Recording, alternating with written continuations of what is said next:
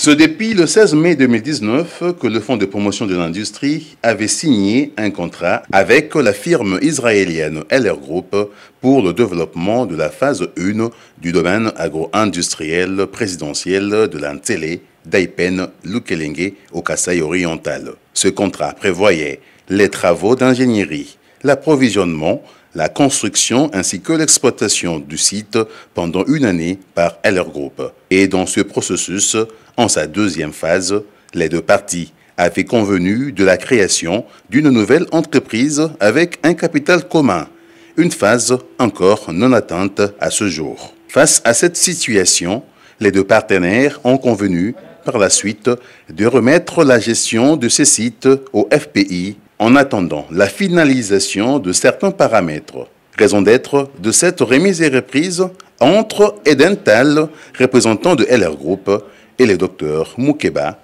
coordonnateur du projet, en sa phase initiale. Nous devrions passer à la deuxième phase. Il s'est posé un problème d'apprêter le business plan et le statut de la création de la nouvelle entreprise qui doit gérer cette ferme. Ça a pris du temps.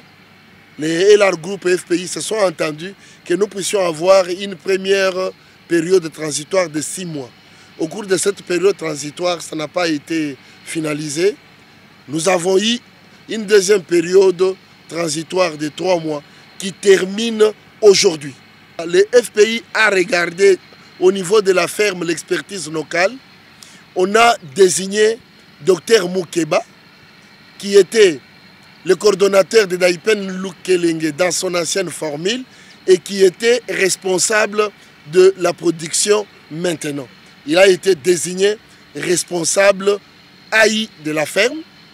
Il va être secondé par Dr César Bissimois, qui est un habitué de ferme. Il a piloté les fermes à Lubumbashi, les fermes au niveau de Kinshasa et même structuré l'unité d'aliments pour bétail au niveau de Midémont. C'est que le FPI est allé chercher des expertises locales qui peuvent prendre en charge la ferme jusqu'à ce que nous puissions avoir la deuxième phase structurée et les nouveaux animateurs désignés par ceux qui vont investir dans la deuxième phase dans la société qui va piloter cette ferme. Toujours à Mbuji-Mayi, la délégation du FPI a conduit une délégation égyptienne de Wadi Group, une entreprise spécialisée dans l'industrie avicole et l'agriculture. Il était question pour ces investisseurs égyptiens d'étudier les conditions de faisabilité pour la création d'une ferme avicole dans cette partie de la République démocratique du Congo. Cette descente sur le terrain a aussi permis à la délégation égyptienne de visiter les différents sites de production agricole, notamment le maïs, le soja et l'arachide. Wadi Group a été heureux de constater la possibilité de structurer une ferme avicole dans le Kasaï, confidence faite par Tony Frégy, le président exécutif de cette entreprise égyptienne. Nous sommes ici at the direction of the FPI. Sous la direction de FPI, avec la compagnie de M. François, le directeur, pour regarder les opportunités à Mbuji-Mayi. C'est vraiment un grand hub pour la production vraiment de la volaille dans le pays.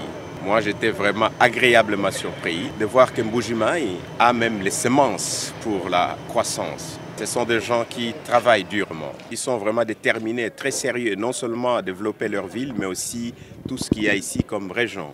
Ils sont déterminés dans la plantation, que ce soit dans le fait de planter le manioc, le riz, le maïs, même le soya. Et pourtant, tout ça, ce sont les ingrédients dont nous avons vraiment besoin dans l'industrie de la volaille. Je suis très optimiste que très bientôt, nous aurons vraiment de la volaille qui sera produite dans cette partie du Congo. Avec la facilitation du FPI, en mettant vraiment une organisation très organisée et très professionnelle.